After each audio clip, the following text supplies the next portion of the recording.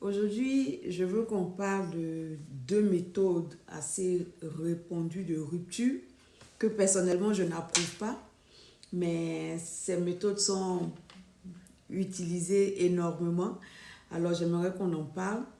Parce que pour moi, si on ne veut plus être avec une personne, il est préférable d'en parler à la personne, de lui dire ouvertement, clairement, simplement, ben écoute, nos chemins ne sont plus dans la même direction, il faut... Puis on passe à autre chose. C'est la vie, c'est dommage, c'est avec toutes ces conséquences, bon, mais c'est la vie, voilà. C'est préférable de se dire la vérité, de passer à autre chose que de se trimballer dans le mensonge, perdre du temps ensemble, à investir dans le néant et puis un beau matin, tu réalises qu'en vérité, tu n'as jamais été dans un couple, mais tu étais seul. Ça ne sert à rien. Vaut mieux se séparer tranquille. Alors, la première méthode, c'est le ghosting. Dans ghosting, on entend ghost, qui veut dire fantôme. Donc, le ghosting, c'est le fait de sortir, de disparaître de la vie de quelqu'un sans avertissement, sans laisser de traces. C'est du jour au lendemain, tu n'appelles plus, tu ne réponds plus, tu ne viens plus voir la personne, tu ne t'intéresses plus à ce qu'elle fait, tu bloques tout. Bloqué. Donc, c'est vraiment parti sans préavis, quoi, sans préavis, sans maintenir. On coupe tout contact. C'est une méthode qui est violente, agressive, mais qui est vraiment beaucoup utilisée par des personnes que j'appelle quelquefois faibles, parce que c'est des personnes qui préfèrent fuir que d'affronter le moment de dire à la personne, bon, je ne veux plus. Et la deuxième méthode, c'est le slow fading. C'est aussi en anglais pour dire partir de manière progressive. Dans ce cas-là, la personne qui a décidé de partir est en train de travailler sur elle-même un peu, sans prévenir l'autre toujours.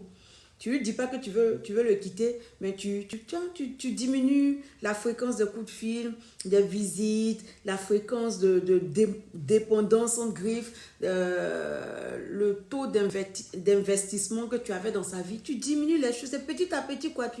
Tu t'en vas, si tes affaires étaient chez lui, tu enlèves un peu, tu t'en vas en cachette. Doucement, lentement, mais sûrement. Et le problème, c'est que ces deux formes de rupture, pour moi, ce sont des formes de rupture malhonnêtes. Il est préférable de dire à l'autre, je ne veux plus. Et plus on se sépare tranquillement, chacun travaille sur lui. Alors, comme je l'ai dit, les deux formes de rupture sont pour moi, sont des formes de rupture malhonnêtes parce que l'autre n'est pas informé de tes intentions. L'autre n'est pas informé que la relation ne t'intéresse plus, que la relation te pèse ou même que tu veux partir. Et en cachette, tu fais des choses qui sûrement vont blesser l'autre. Dans le ghosting, par exemple, la personne va rentrer dans une confusion totale. Parce que hier, on était ensemble, tout allait bien. Aujourd'hui, je n'arrive pas à te joindre, je n'arrive plus à te joindre, mais je ne comprends pas. Et dans le slow fading, pour quelqu'un qui avait vraiment... Si c'était un couple fusionnel, il va savoir que tu t'éloignes. Mais tu ne lui dis rien. Ça va le blesser. Le truc, c'est que tu veux te séparer, tu veux te protéger. Mais il faut penser aussi à l'autre parce que, en principe, c'est quelqu'un que tu as aimé. Aujourd'hui, ça ne va pas, la relation ne marche pas, mais tu ne vas pas exposer la personne comme ça à la douleur. Et puis parle à l'autre. Dis-lui pourquoi tu veux partir. Même s'il n'est pas d'accord pour la rupture, au moins il est informé que tu ne veux plus de la relation. Au lieu de te cacher, dans le slow fading, tu travailles sur toi, tu te prépares pour pouvoir amortir le choc de la séparation. Mais tu ne donnes pas la chance à l'autre aussi de pouvoir se préparer ou de travailler sur lui pour amortir le choc brusque, brutal de cette séparation. Dans le ghosting, là, c'est la totale. Tu disparais.